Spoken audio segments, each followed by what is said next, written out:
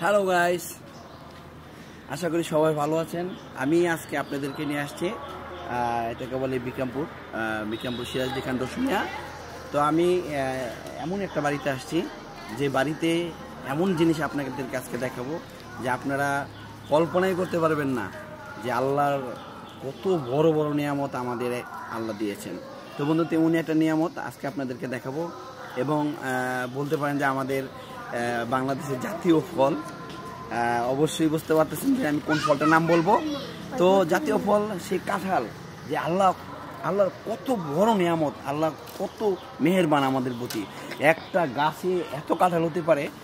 কাঁঠালগুলি আমি দেখাই, আমি গুনবো কাঁঠালগুলি কতগুলি কাঁঠাল আছে। এই শুরু করলাম, বিসমিল্লাহির রহমানির রহিম। 1 2 3 4 5, এদিকে আসো, 5 6 7 8।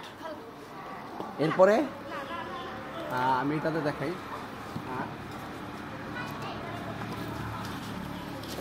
এটাতে দেখাই, দেখুন 8। ওদিক যাও, আমাকে এই দেখাও, 8। এই দেখুন 8। এই হচ্ছে 9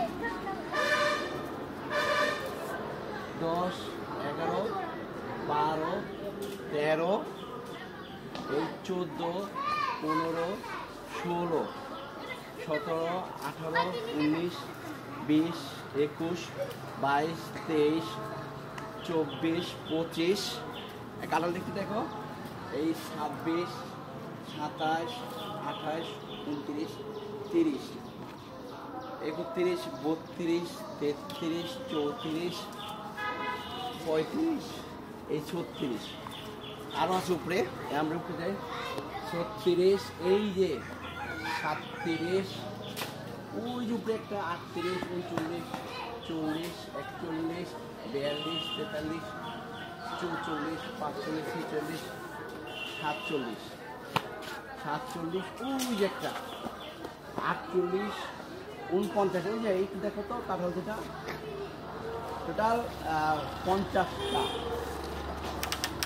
সুবহানাল্লাহ, আলহামদুলিল্লাহ। তো বন্ধুরা, একটা গাছে 50টা কাঁঠাল ধরেছে। তো আল্লাহ আমাদেরকে কত বড় নিয়ামত দিয়েছে। এই হচ্ছে কাঁঠাল, আমাদের জাতীয় ফল। দেখেন, তো আমি আরেকটা গাছ দেখাচ্ছি, এদিকে আসো, দেখুন, সুবহানাল্লাহ, এই যে কাঁঠাল দেখি,